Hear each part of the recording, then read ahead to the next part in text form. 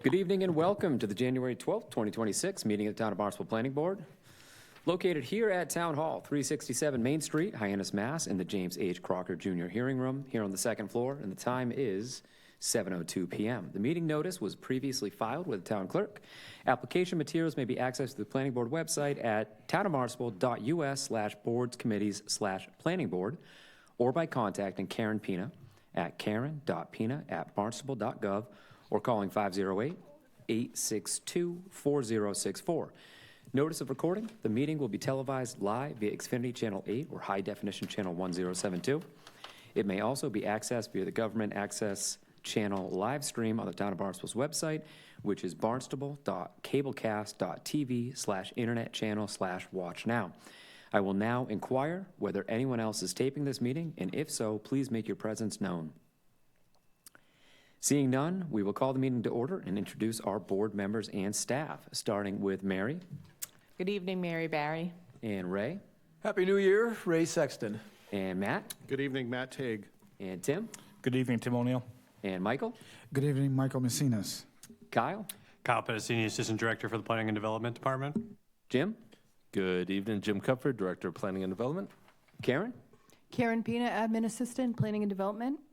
And my name is Steve Robichaud. Called meeting to order, and we will start with our general public comment this evening. Do we have any general public comment this evening? If so, please come forward at this time. Seeing none, we will continue on to our first item this evening, which is an approval not required plan. Ray, would you like to take this one? Certainly, Mr. Chairman.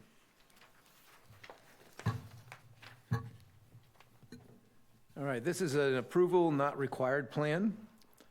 Claudio and Maria Ditlezia,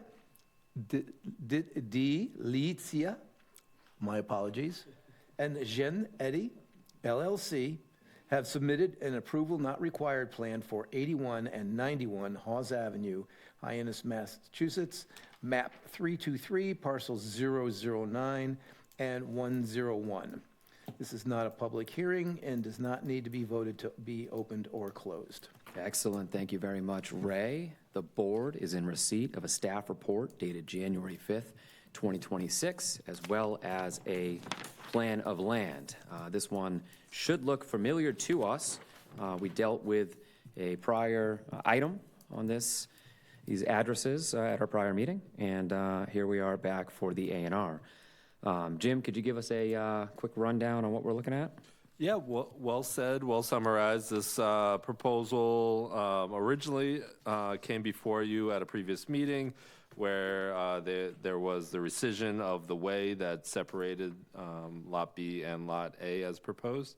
Here they're finalizing that process by adding that center line in there to formalize Lot A and Lot B. Obviously, it is on a public way, Hawes Ave, which is a paved public way, has the appropriate frontage. Excellent. Thank you very much. And we have the applicant with us. If you could state your name for the record. Thank you. Good evening, John O'Day from Sullivan Engineering Consulting. Thank you for being here. If you could just give us a quick rundown of this A&R request. Sure, absolutely. As was mentioned, we were here before you last month to rescind the way, this being sort of a two-step process, rescind the way, and now we are formalizing the division of that, sort of being split equitably between the two abutting parcels, being 81 and 91 Hawes Avenue. They both have adequate frontage on Hawes Avenue. And they're both developed, and they're going to remain two separate parcels. Great. Thank you very much for that. Seems like a straightforward cleanup. Do we have any questions, comments, concerns from the board, starting with my left? Mary, anything? None. All set. Thanks. Ray? None. Okay. Matt? Tim? The only question I have is this lot line that's drawn to the south of the old way, if that was an existing lot line prior to this A&R, in really your new lot line is just coming off of that, looks like rebar foundation and then curving over and going up, or is that a new line? That's the existing lot line between the two parcels. So that little jog is currently there. Okay, that's it. Yeah, good question. Michael, anything? None. Thank you. Okay, great. I'm all set as well. So just a reminder on this, should a motion be made to endorse, that motion will include the reading of the findings found on page 2 of the staff report, which is the backside. There are 2 bullets, which represent the 2 findings. Do we have a motion on this item? I'll make a motion, Mr. Chairman. I move that we approve the approval not required plan as submitted, subject to the following findings. Number 1, it does not constitute a subdivision because each of the lots have the minimum required frontage on an existing way, having suitable grades and adequate construction to provide for the needs of vehicular traffic in relation to the proposed use and for the installation of municipal services to serve such use or has been labeled not buildable. And all materials and conditions of Chapter 801, Article 4, approval not required plans have been submitted and are in full compliance. Excellent. And do we have a second? Second. Thank you. And all those in favor? Mary? Aye. Ray? Aye. Matt? Aye. Tim? Aye. Michael? Aye. And myself, Steve Robichaud, votes aye. Motion passes. Thank you very much. everyone. Moving on, we have, who was the second? I said I second. think, yeah, Michael was Pick the one. second. Yeah, Aye. Michael was the second. Thank you for that. Kyle, we've got Kyle up next to talk about the open space and recreation plan. This is something that you can remember that we talked about going way back. The Community Preservation Committee approved funds to fund a renewal of the plan, and staff has been doing a great job working on it. I attended one of the public outreach sessions that staff had, which was very well attended. This room was full and had some wonderful comments that evening. So kudos and great job engaging with the public, and looking forward to what Kyle has for us this evening. Kyle. Thank you very much, Mr. Chair. Kyle Pedicini, Assistant Director for the Planning and Development Department. I'm just going to give you kind of a brief update on the open space and recreation plan, go over the process to date, the public engagement we've done. Ultimately, we do need I'll go over that at the end, but we do need a letter from your board just stating that you had the opportunity to review and comment on it, which you have throughout the process, which I'll go over. That's what you're one of the entities the state looks towards to be able to approve this plan to make sure that you guys have had an opportunity to weigh in. Let's see here. All right, so the importance of this update, first and foremost, it's important to just stay informed of our current issues and opportunities as expressed by the public. This is an opportunity to engage with our public to figure out what are the priorities in the areas of open space and recreation. It's going to serve as a blueprint for entities such as the Town Council and the aforementioned Community Preservation Committee. This should really be, again, a blueprint to show where our priorities are from our community, where funds should be dedicated, so on and so forth. An approved plan is necessary to maintain the town's eligibility for state funding assistance for open space and recreation as well. You need to update this every 7 years in order to maintain eligibility, so it's time for us to do so. So we've had a robust public outreach process to date. So first off, we have an open space committee that oversees it. That's a citizen volunteer committee. They actually meet at 5:30 on the same day that you guys do. They met before here. They've been meeting since late last spring, basically. We've been talking about this. We launched the project with an initial public survey in July to solicit community input from folks on, again, priority open space and recreation improvements. We got about 300 responses, which is a pretty good response rate. We had an initial open house on August 28th where we had a build your own park exercise. People could come in and basically what park near you that you think needs improvements, and we got a lot of good responses from that. And feedback was also collected in person and via email.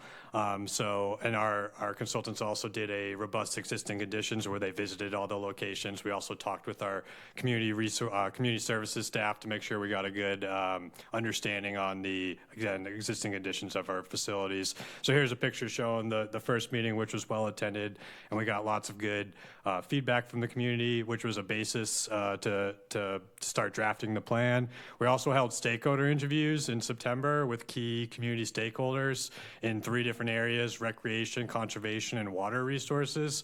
You can see some of the examples of the folks that attended those. So for recreation, we had members of the recreation staff, recreation commissioners, and people from the Disability Commission. For conservation, we heard from the Barnstable Land Trust that have been a key partner throughout this whole process, staff members from the Cape Cod Commission and the Community Preservation Committee. And water resources, we invited all the water water districts, staff from DPW and MEA, and our shell fishing community as well, we heard from. So throughout that whole process, we worked with our consultant team and the Open Space Committee to draft an initial open space and recreation plan to be presented to the public. So essentially, we drafted that plan based off of the results of the phase 1 of public outreach. Those initial drafts were shared with the planning board in October. We made sure to give you guys basically a sneak peek in case you guys had any edits you'd like to see going forward. And after incorporating any edits from that we heard from you guys or any other key stakeholders, we went back out to the public in November with the draft to see. We basically went to the public and said, is this accurate? Is this have we heard from you appropriately in terms of our open space and recreation plan priorities? So we had a open public comment period from November 5th through November 26th, and we held a community meeting that Steve referenced on November 19th. It was very well attended. We made sure to have flyers in English, Spanish, and Portuguese as well, because a key component of this project is reaching members of our population that aren't easily reached. Our environmental justice population is a key component. We heard a lot throughout the process of the need for more open space and recreation, specifically in the village of Hyannis. So you'll see that as a key theme throughout the document. So here's a still from the meeting on the 19th. It's on YouTube if you guys are interested in watching. A lot of great discussion from that meeting. So essentially, we've taken comments from that meeting and any written comments that we heard from that second public comment period, and we've revised the latest draft to reflect that. We changed up some of the wordage in the action plan, some of the prioritization based off what we heard from the public. So the latest draft has 14 goals and a total of 79 objectives that we've heard from the public that they would like to have accomplished over the next 10 years in the areas of open space and recreation. So as a part of the approval process, as I mentioned, the Planning Board, the Recreation Commission, and the Conservation all need to send a letter that basically just states you've had the opportunity to review and comment on the draft. That's why we made sure to share it with you guys in October, so you guys had you were a part of the drafting. The Recreation Commission we went to last Monday. They approved a letter, very complimentary of the efforts. After tonight, we'll make sure to also go to the Conservation Commission at their next meeting or at their meeting on the 20th. Ultimately, after we get approval from all those entities, we'll be going to the Town Council for their review and approval, and then it's ultimately sent to the Massachusetts Division of Conservation Services for their review. So with that, I'll take any questions, but I'll leave it on this slide because this is essentially the ask from you guys tonight. We just want to make sure you're comfortable with the process to date and comfortable with having the chairman sign a letter that states that you've had the opportunity to review and comment on the draft. Wonderful. Thank you very much, Kyle. I appreciate that presentation. I just want to start off by expressing my thanks and gratitude to town staff and everyone that's worked on this. I think back to the process we went through for the housing production plan. We were one of the main entities involved in that, and that was something that I think we all could be very proud of, and this is kind of the next step, is getting this plan done as well. It offers guidance to all involved entities. Specifically for me, I think about the CPC and how we'll use it in our decision-making and reviewing projects and making approvals. So it's such an important document. It's always difficult to take all of the public comment that comes in, which there was tons at the meeting I went to, and somehow turn that into edits and revisions to the plan. But I read it, I saw the changes, and I thought that you did a wonderful job capturing the thoughts that were in the room. And selfishly, I was happy to see some of the things that I said in there as well, so that was good. And I do want to give thanks to the Open Space Committee. They've been a key component of that. We've brought, all the comments to them. They're essentially the people who have sifted through the comments, figured out which ones, we'd act upon and so forth. So they've been a great group to work with throughout the process. Yeah, and that's always a hard lift. So kudos to them for working through that. I don't have any questions. I know that when this is finished, it represents a 10-year kind of period. So that's great.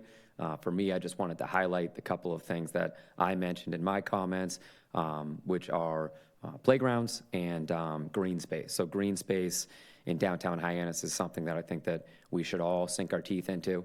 I think that it's a kind of a low-hanging fruit, in my opinion. I think that a lot of progress could be made with not a ton of money, especially with CPC funds and grants out there.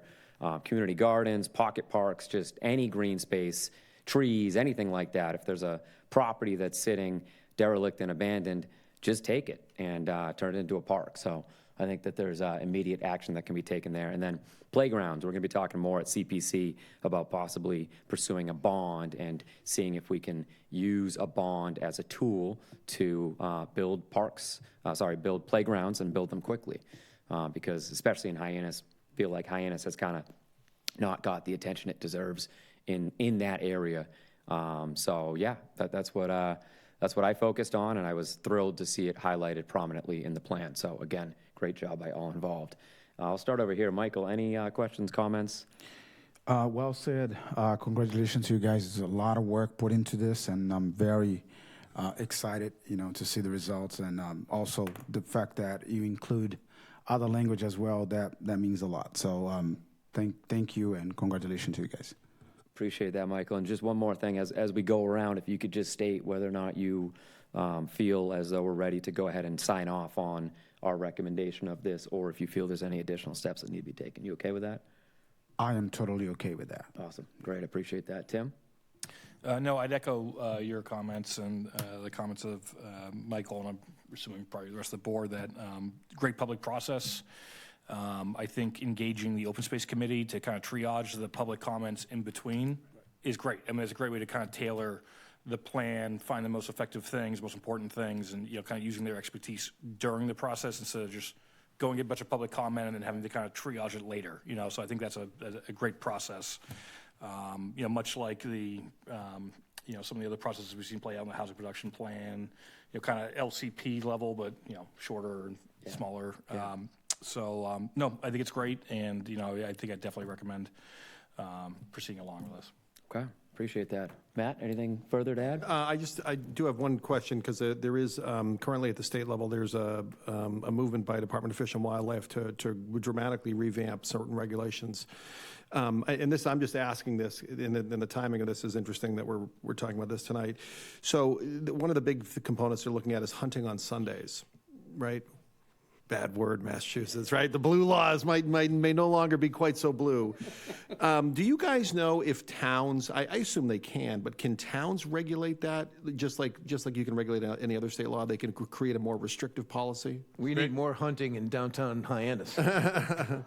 That's a great question. I'd have to look into that. What comes to mind is also Nantucket's dealing with. Well, their this deal. is where I'm going Yeah. with it, right? You've got this. We haven't had enough kind of outdoor recreation generally with a shotgun.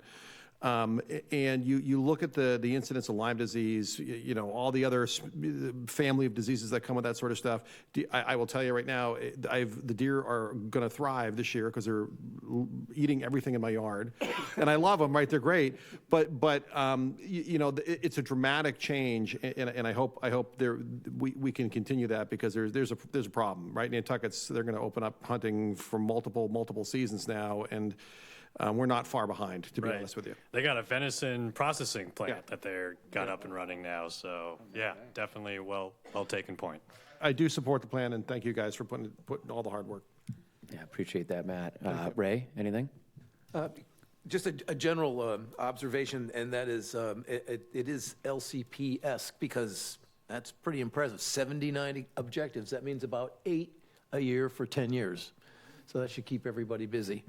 I assume that those objectives are somewhat micro in their focus.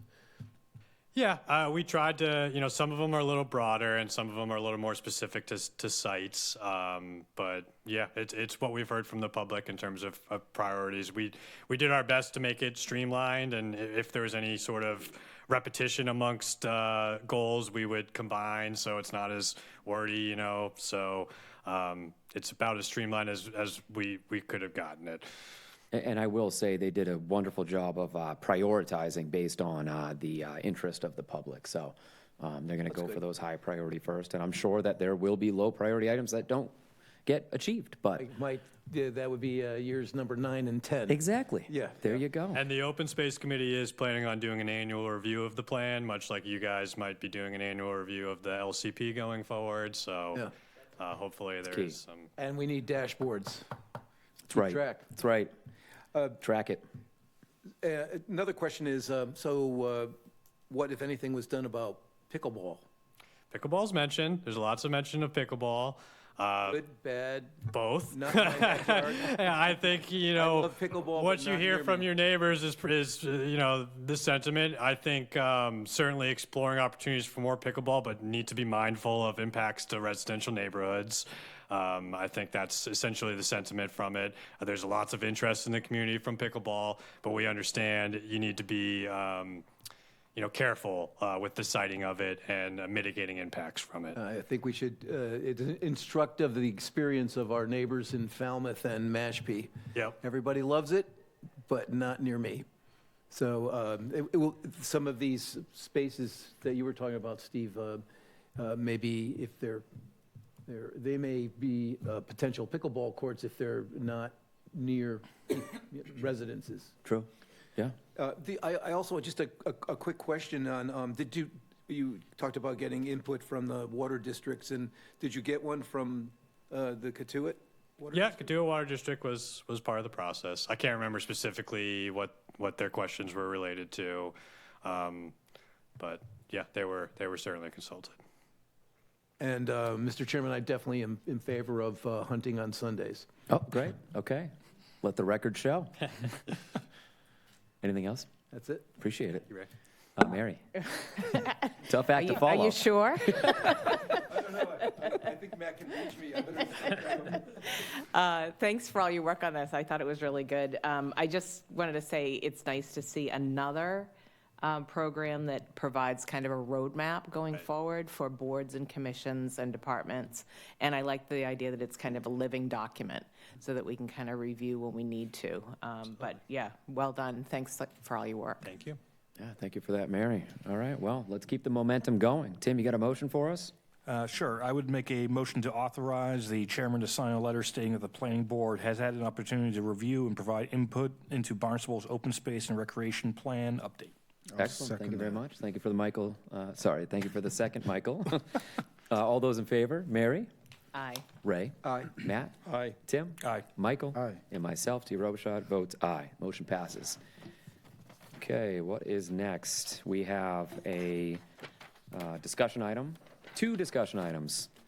First one is to appoint a representative to the Town Council Zoning Subcommittee. So Jim, if you could give us some background on this, where it originated, where we're going with it, and go from there. Absolutely. So the town council is establishing a zoning and regulatory subcommittee as a standing committee of the council. This came at the request of town staff, and it dates back a number of years when the question continued to arise as to where does zoning originate from. And as you guys know, Mass General Law, Section 48, or Chapter 48, Section 5, begins to spell out who can submit a zoning change. But the question, nevertheless, still existed: where does it truly come from? And practically speaking, it comes from many different ways. Property owners, town staff, town council, interested parties, seeking to amend our local regulations, would move forward with drafts in many different ways and different processes in order to get to a conclusion that would ultimately result in a public hearing in front of both this planning board and the town council. I had requested, or staff had requested, that we better that process and make it more public. This isn't a novel concept. We actually, in the town of Barnstable, had a very similar subcommittee fairly recently, and many towns across Massachusetts have a very similar subcommittee that would essentially pre-vet zoning amendments before they get to the ultimate leadership, whether that's town council here or town meeting and many other communities. so that it has public process and a good, robust draft is presented at that appropriate board. So practically speaking, Town Council discussed this subcommittee. This subcommittee will be established by town councilors, and then in addition to the subcommittee of councilors, the chair or their designee of the planning board, as well as the chair or the designee of the zoning board of appeals. So we'll have that group that would be a standing committee of the council, and each year we would look for that appointment from the board that we would then forward to the council for their participation in that subcommittee. That subcommittee will work on proposed zoning amendments, much of which will come very likely from town staff, but maybe others that are interested in the town council wants to consider. Some topics that have been ongoing that could use opportunity at the committee. Well, this planning board just recommended that the town council may want to consider the home occupation and commercial vehicle parking go to this potential subcommittee or the subcommittee. In addition, recent proposals for example, recreational marijuana was requested that the town council further that, and town council had recommended that staff begin to draft a proposed amendment to allow for recreational marijuana. Immediately, staff identified, opportunity for more public input before a draft was put forward. So this would be that type of committee that would review those. Ultimately, it comes out of subcommittee in the form of a recommendation, and then the town council can proceed as they see fit, whether to pursue the amendment, go through a public hearing, which would be a recommendation to this board still, that's guided by Mass General Law, and then this board would give a recommendation back to town council. It does add a little bit of process, but I think process that's warranted, and it allows for further public involvement. Thank you, Jim. So just to follow up on that, I certainly support the creation of this subcommittee. I think it's a great concept to get a representative from our board, a representative from ZBA, and town councilors in the same room. By no means will it ever bypass this board, because should any zoning recommendation come out of the subcommittee, no zoning is going to go into effect without getting through this board first. So we're still going to have our role and our process. I don't think we need a vote on this. Do you want to vote on this? I think it would be probably good to establish a vote to just confirm. Show your support for me with a vote. So I guess we would just look for a motion to support the appointment of the chair to the zoning subcommittee. Mr. Chairman, just one question. Yes. So I just want to be clear that this subcommittee is a formal adjunct to the town council, vice the ad hoc committees that were created in the past. That's correct. Different type of committee. Ad hoc has a sunset, where this is a standing committee, so this is formally adopted by the council and is an ongoing committee. Okay, thanks, Jim. Yeah, good question. If I hop in with a question, is it like a regular type of board subject to open meeting laws, public hearings, all the kind of full-fledged public board? Yes, minus hearings. There's no public hearings, there's public meetings. Hearings, but open public meetings. Exactly right. Is it going to be telecast on? That's the goal. The council hasn't formally established schedule and routine with communications, but the intent and goal is to meet maybe monthly, if not more, and with communications team setting up a meeting just like this. And I guess, what is the makeup of the board? Is it X amount of town councilors and one planning board member, one zoning board member? Exactly right. Okay. Yep. So councilors, and then the chair of the planning board or their designee, and the zoning board chair or their designee. And 5 counselors? Correct. So it's a 7-person board. And I think it's going to meet in here, and there will be public comment taken. So, yeah, good question. Mr. Chairman, I did have one other. Let me let Tim finish, yeah. I just had one last question. I'm assuming this doesn't change, Chapter 40A has really strict regulations on what happens with citizens petition, ballot initiatives, where certain things like that to start zoning amendments. I'm assuming those, if started, would still they originate and then they go, I think, straight to planning board first, then to town, or maybe they go to town council first, then they get routed to us, then back up. It doesn't change that initiative. It's just more for internal zoning kind of discussions. That's correct. Or a petitioner may choose to run this through the subcommittee first if they speak with. A lot of times petitioners do speak with staff or council in advance and say that, I'm considering submitting this, and this would be an opportunity to recommend. There's a public opportunity to vet this first, so you certainly could. But you're right, it can't change Mass General Law 40A. So if they were to pursue that petition, then yes, it would still go. They could still go through the same track that. Exactly right. Yeah. Yep. That's a good question. Yeah. Ray? Thank you, Mr. Chairman. course. Sorry, Tim, I thought you were done. So if we reverse the movie on the form-based zoning that we worked so hard on, and assume that there was a subcommittee, this subcommittee existed, how would that look? How would that process play out? Because of the bulk of, the initiative for that came from the planning board and its staff, correct? It didn't come from the town council, I don't think. Are we referring to the original downtown zoning changes? Well, the form-based zoning that we adapted and now.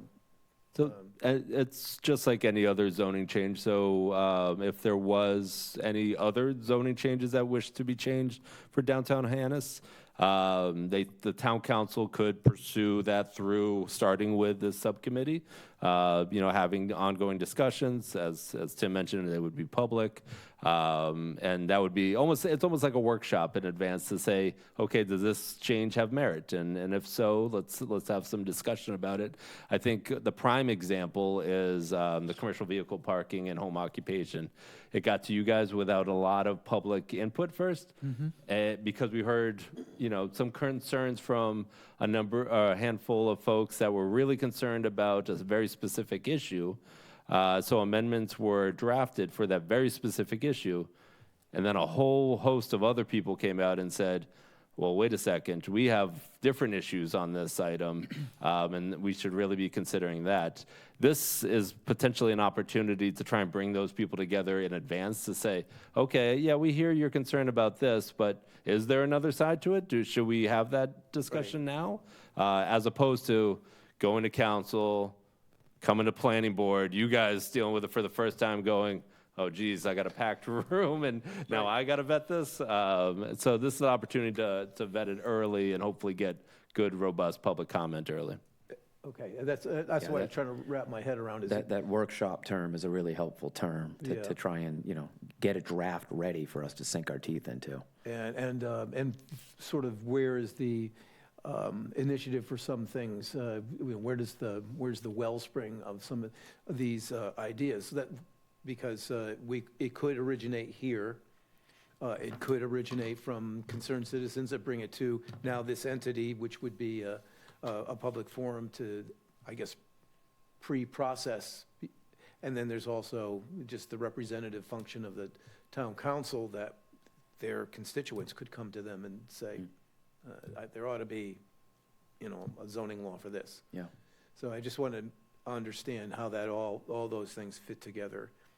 Exactly right, and all of that does happen right now. Counselors certainly get inundated with questions, suggestions, and typically it comes back to staff in some form, and we have to work through those issues to say whether or not we can proceed with or move to the town leadership to determine whether or not we want to proceed with drafting changes. But again, that comes with very limited public input. So, if we hear those concerns and we're able to, have maybe a first meeting of a public forum to say, okay, recreational marijuana, for instance, we heard that this is of interest. Now let's have the public weigh in and say, okay, if it is of interest, where? That's not something that, I think myself could just put down on a map and not be controversial. I think we need to have that public engagement first. Yeah, true. Yeah. Thank you, Mr. Chairman. Okay, appreciate it. Mary? Thanks. This might be a question for probably more town council than you, but maybe you can explain. Why wouldn't we just have established a zoning board as opposed to a subcommittee of the town council, So like a separate entity just that. like we are. Well, yep. So that's a good question. So the thought process actually stems back to myself and actually some of the counselors. We had this conversation at the council when we were debating on how to establish the committee. And ultimately, I reflected back on regulatory agreements and how that process works, where you guys are one decider, and then the council's the ultimate decider. Right. As you guys are the lead negotiator, but the council ultimately has the thumbs up, thumbs down. Subcommittee, similar format, we thought, or at least that was my thought process here, is that they're the ultimate deciders as to whether it gets amended or not. So it's all well and good if another entity works through an issue, comes to a reasonable conclusion, and moves it forward to the town council, and the town council could just thumb it down and say, we had no role in this, we don't agree with any of this. So the thought process was, okay, you have the elected officials that are ultimately the deciders of whether or not it gets amended or not. Maybe they should take the lead in being upfront with the public involvement and engagement to decide whether or not anything or what's going to proceed and what's not. And that's why we also thought that it would be valuable to have a representative from this board as well as the Zoning Board of Appeals, because those two bodies deal with those zoning issues often. And so they bring valuable experience as well. And then, of course, planning and development with staff that help coordinate the entirety. But to Mary's point, Yeah. I mean, it's, I think, pretty common practice for municipalities to have zoning boards as opposed to. Well, mean, I don't Growing up in know. Connecticut, most of the towns there, Well, they have have zoning zoning boards. We have a zoning board as well. It's the zoning. It's called, the formal name is the Zoning Board of Appeals. Right. yeah, but, It's yeah, different. Well, that's, yeah. it's a different function. In a way, we consider that to be a zoning board, and we consider us to be a zoning board. Yeah. So to add a third, I don't know. Or, I'm just trying to think of, like, it just seems like we're adding another subcommittee to the town council, and I think that there's a lot on their plate already, right? So I was just, and maybe we can't staff it or volunteer with volunteers or whatever, or maybe it falls under the zoning board of appeals, and it just becomes the zoning board. I just didn't understand, and your explanation was perfectly fine, and I understand where you're coming from. I was just trying to figure out, trying to keep it cleaner. I didn't know if there was a reason why we wouldn't have just moved that under zoning board of appeals, but it sounds like That's a good question. the way the regulatory, you're following kind of the regulatory agreements, the way those things happen with us, ultimately the town council has the final approval.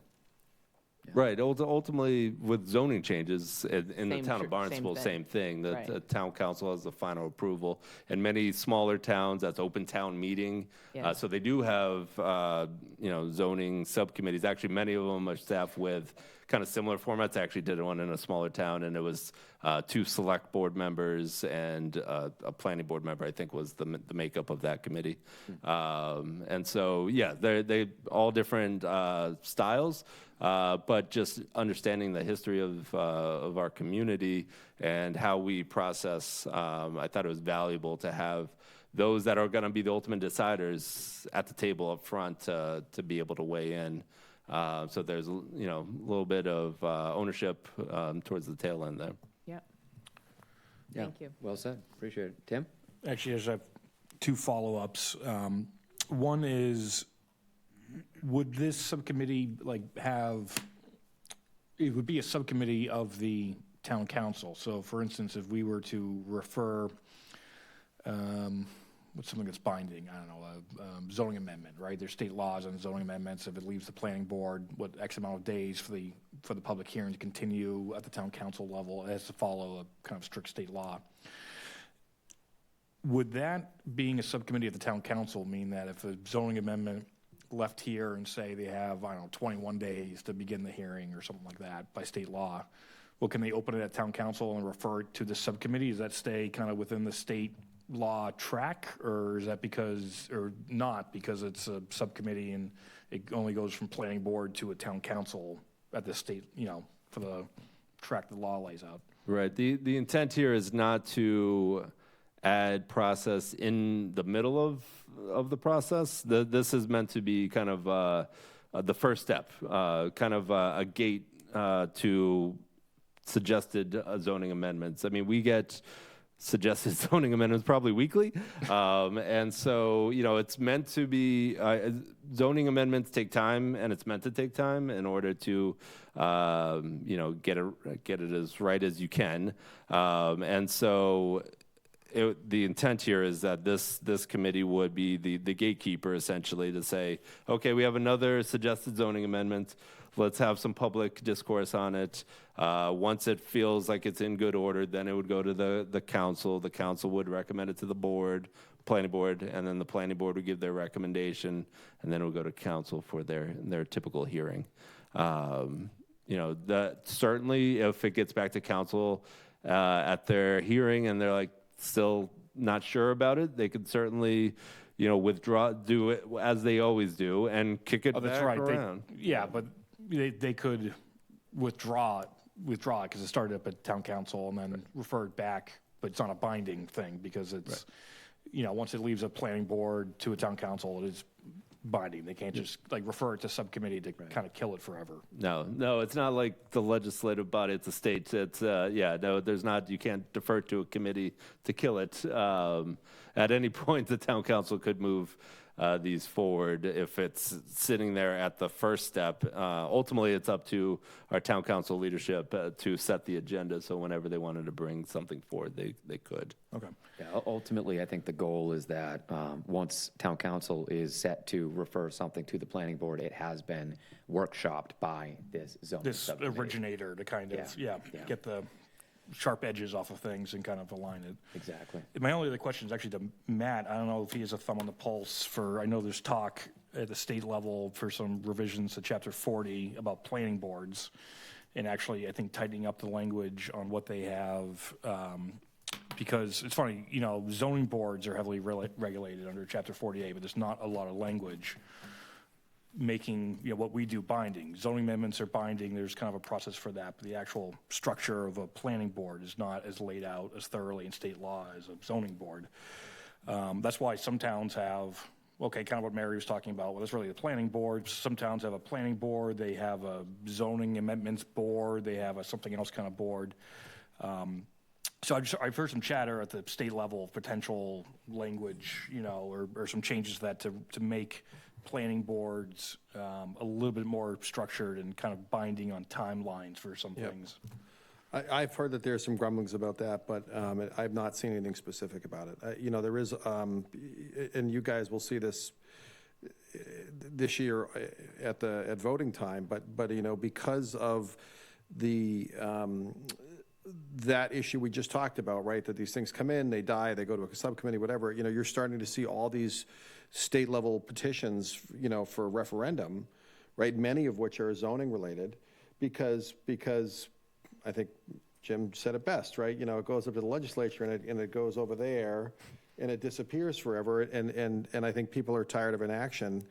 So if this board can vet that in a way that's engaging and gets a result prior to having to come into the planning board, I think that's a good thing, right? I mean, because you guys will, there's some of the zoning stuff they're putting up this year on the state referendum is some of it's kind of wacky, but people want action, right? So I will make a motion that we support the creation of the Town Council Zoning Subcommittee and nominate our esteemed chairman to be a representative. Okay. I would second that. Esteemed, wow. We got a second by Ray. Especially the esteemed part. Goodness gracious. Yes. Wow. Okay, well, let's go for a vote. All those in favor? Mary? Sorry.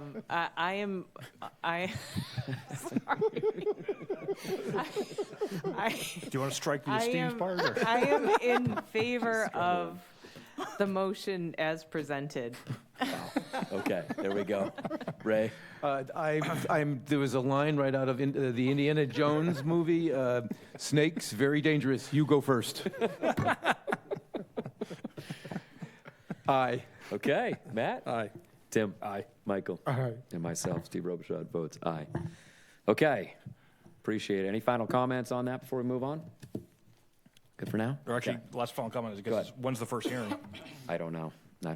Yeah. They haven't established schedule just yet. We're waiting for the appointments slate from the town council for all the different committees before they establish that. I do just And they'll- want to, sorry, go ahead, Mary. Sorry, there'll also be like some sort of a charge, right? Like what they're going to be doing. Yeah, so it's already drafted. It's in, if it's not an E-code already, it should be.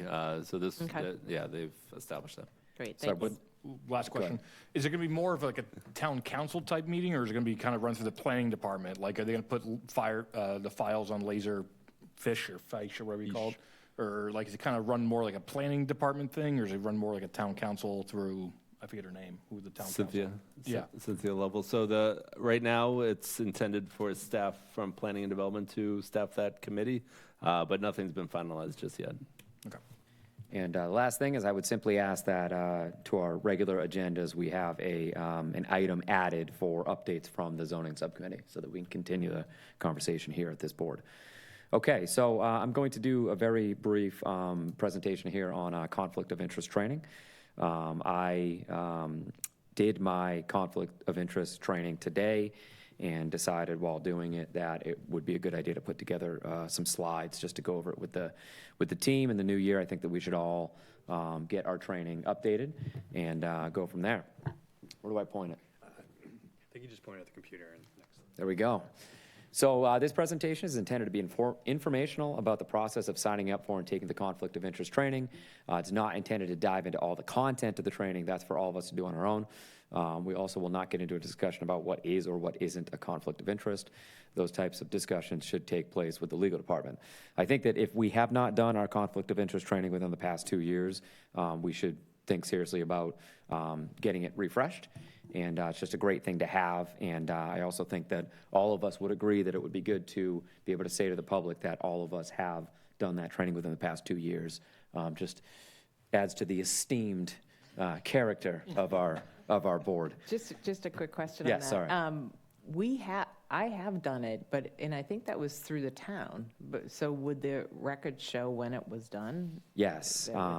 Well, Karen, I think, can tell you when the latest time you've done it. Or Cindy. Yeah, Cindy. Okay. She all right. can see when you Great, last did thank it. Now, Mr. Chairman, I actually Go got ahead. an email from the state yesterday, okay. which is good because it was like a treasure hunt the last time around to try to find the appropriate link.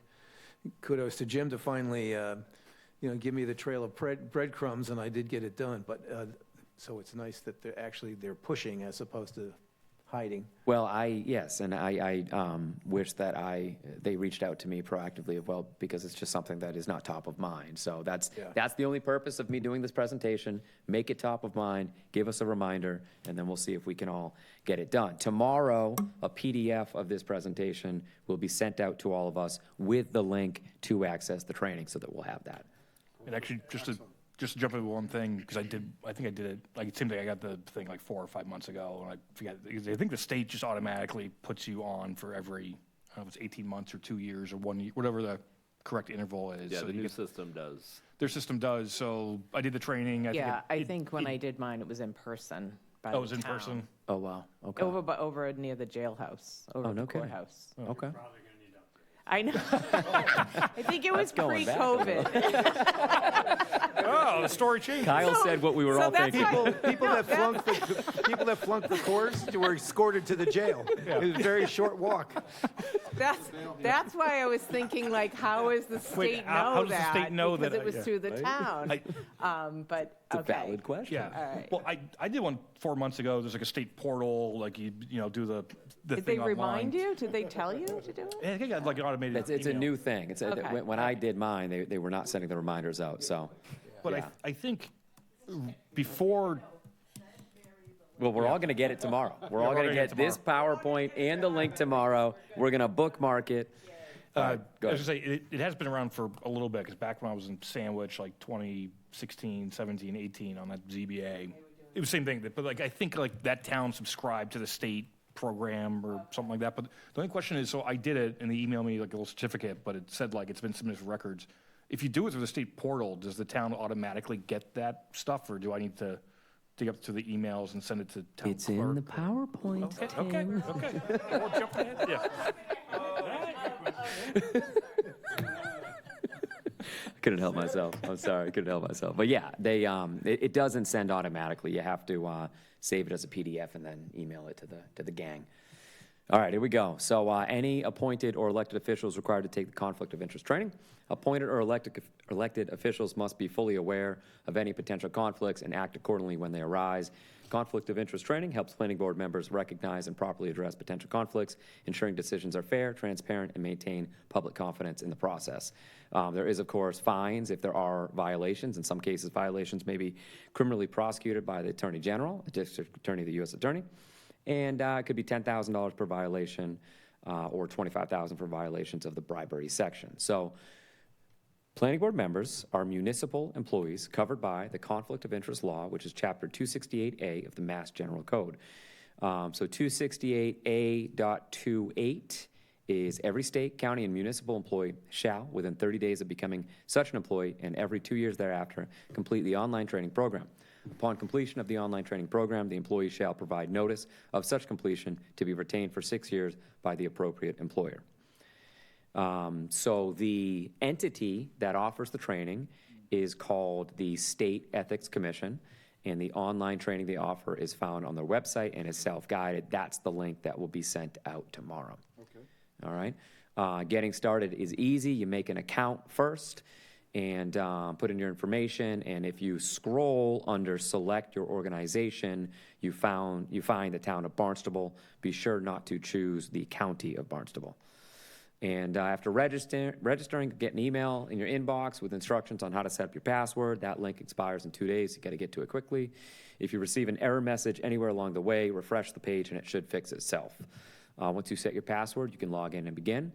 On the initial screen, you'll see the 2 required items that need to be completed. The first, right there to the left, is the training, estimated to be about an hour to an hour and a half. The other one is simply acknowledging receipt of the summary of the Conflict of Interest Law for municipal employees. You start with the one on the left side here, the full 1 hour training. Choose your language and off you go. You'll be shown all chapters and you must start at the beginning. You cannot fast forward through any portions. You have to pay attention and engage and work through the full process. The entire training can be completed within about 60 to 90 minutes. It took me an hour and 15 minutes today. It does require audio, so have speakers or headphones ready. It does an excellent job, in my opinion, of putting the topics into simple to understand terms, offering summaries and explanations. Examples are provided with background and reasoning, explaining the why behind everything. And I found the training to be informative and valuable. Here's an example. To serve the public with integrity, perform your job in the public interest, and properly deal with conflicts. Not using your position as a public employee to benefit yourself or a friend or family member, and not putting a private interest over public interest. You can't participate in any matter in which you, your business partner, business organization, immediate family, prospective employer has a financial interest without making a disclosure first. An immediate family is described as you, your spouse, your parents, your spouse's parents, your siblings, your spouse's siblings, your children, or your spouse's children. I just put this up there as an example of what is in this training. Again, I found this to be very useful and helpful. Another example was financial interest exists when you have a financial stake in the matter. Prohibited conflicts are direct, immediate, or reasonably foreseeable. What is not considered to be a financial interest would be something that is remote, speculative, or unanticipated. The training itself, the main section of the training talks about the specific types of conflicts, which are bribes, gifts, gratuities, self-dealing and nepotism, improper use of public position, using or disclosing confidential information, divided loyalties, financial interest in public contracts and jobs, and former employee conflicts of interest. At the end, there's a knowledge check to make sure that you've got the material. This is why you have to be engaged and focused so you can pass the knowledge check. It was just 5 questions, and they were pretty straightforward. Here's an example. Fill in the blank. Blank public employees may use their official titles to endorse public candidates. Select the best response, then select submit. So this is multiple choice, appointed, elected, or all, and of course, it's elected. These are my certificates. Again, if you remember at the beginning, there were 2 trainings. I was able to get certificates for both, and I took these and I sent them to Karen, Jim, Kyle, Cynthia, and the legal department. There is support for all of us related to ethics and conflicts of interest. The first one is the town's legal department. If you've ever worked with them, they're wonderful, extremely helpful, and extremely supportive of everything that we do. And the second is the State Ethics Commission, found on mass.gov. There's a phone number, and again, they are very, very helpful as well. In closing, upholding a high ethical standard is not only a legal necessity, it is critical to the overall integrity of this board, which I know we all take very seriously. The planning board is one of the most important entities in the town. We must conduct ourselves with integrity and operate by the book when it comes to ethics. With the start of the new year, let's all get our conflict of interest training done. Thank you for sitting through my boring presentation. That's it. That's all I got. Any Very questions? good, very Matt? good. I'll put in my 2 cents here. So in the past, in the last year or so, I've contacted the State Ethics Commission and the Attorney of the Day. It's very efficient. They get right back to you in a super resource. So, if there's a question, they pick up the phone. You will get an answer like that day. Yeah. Really good to know. A few years ago, I did the same thing, and they It's were like super dial a lawyer efficient. on the state okay. ethics thing. Yeah, Yeah. They Yeah, were they very pick good. right up, or they call you back in Yep. like 5 minutes. yeah, very good. Wonderful. Okay. Any other questions, comments, concerns? Tim? The only thing, just to follow back, I did dig up the email, and it emailed me the certificate, but it also like automatically copied an email address that's ethics@town.barnstable.ma.us. Does anyone monitor that email address, or does it go to who knows? I think you go back to what Steve had, go to Steve's It may be list. monitored, but the best way is to use this list, send it to everybody. Okay. The worst thing you want to happen is do the training and not get credit for it. I also, sorry, I forgot to mention this.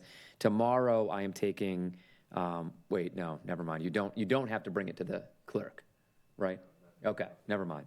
So that's it. Email it to all entities, and you're good to go. Mr. Chair, Ray, yes.